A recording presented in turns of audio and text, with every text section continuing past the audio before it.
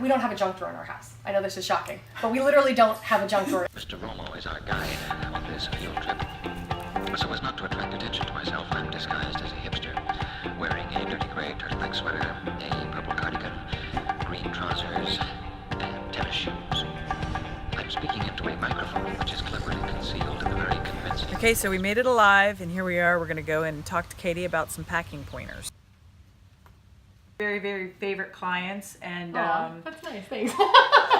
you're welcome. It's all true. And she, I spoke with her earlier in last week. Last week. And we talked about, hey, you getting your stuff ready to go. She said she was. She said she actually has this great packing system. So I thought it'd be a good idea to share it with you.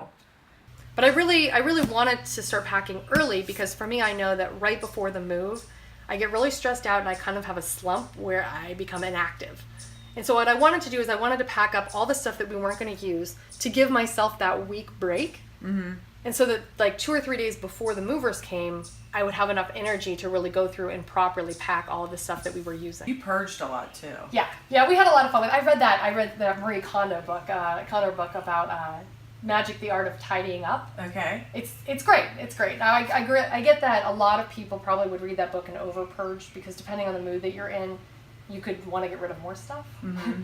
And if you're in a more sentimental mood, you might want to hold on to more things. Yeah. So like if you're feeling sad, less stuff is going to spark joy. It makes sense. But for us, we really just felt that living a little bit more minimally was going to be helpful for us and decrease the amount of stress. That's so exactly right. More tips. Katie's giving lots of tips. Sorry. That's great. I think it works out great. I mean, the movers don't have to follow it, but for me, it's a really great way to be able to keep track of where all my boxes are, what's in them, and just to make sure that the movers don't lose anything. I mean, I'm sure that they're great, but I always have this fear of something falling off the back of the truck or something. I think. So explain your system. Okay, it's pretty simple. For me, what I did is since we're moving from a 4-bedroom house to a 3-bedroom house, our new house has an attic, an upstairs, a main level, and a basement. So I wanted to separate it out into 4 different stories so that I knew, and the movers knew where everything was going. Mm-hmm. So I decided to use a color-coded system. I feel I sound like such a nerd. But I love organizing. It's so fun for me. This is so enjoyable. Like I wanted my husband to help, but I just got too excited. I had to start doing it. So I used a color-coded system, and I started from the lightest color, which is yellow, on the top, and worked my way all the way down to like the darkest hue, which is green. So the attic is yellow, the upstairs bedrooms are orange, the main floor is like bright pink, and then the basement is green. Okay. And so each box, when I go through, so like this box, for example, has the lampshades and storage bins in it, like I said.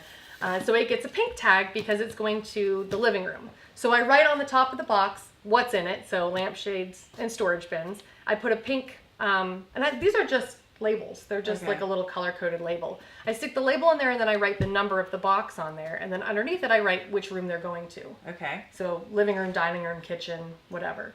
Okay.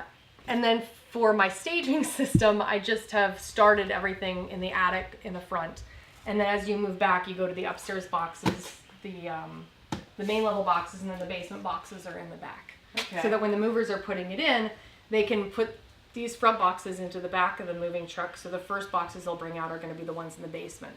So that they won't have to go back to that second floor again, or that bottom floor again. Okay. So it'll be a little bit easier for them. So you're making their job easier as well. Yeah. And then for me, I just decided to move all the boxes downstairs because I could, I guess. And I figured it would just be easier for them to not have to run all over the house collecting boxes. It would kind of minimize the amount of time that they had to be in my house, which would save me money, which is always good. Yeah. Well, what's nice about this system too is that when you move into your new house, you're not going to unpack everything in one day. Well, I probably will. I probably will, but you don't have to. She's the taskmaster. So, but a lot of people, a month, 2 months will go by and they'll still be in boxes. And if you're looking for something, this is a great way to organize your stuff. Definitely. When you're in transition. Well, thank you so much for having us over. Yeah, you're welcome. It's my pleasure. I'm glad I could help.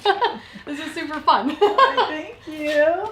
It was Katie. I hope you found her tips helpful. She gave not only some packing tips, but also just how to decrease your stress during your move.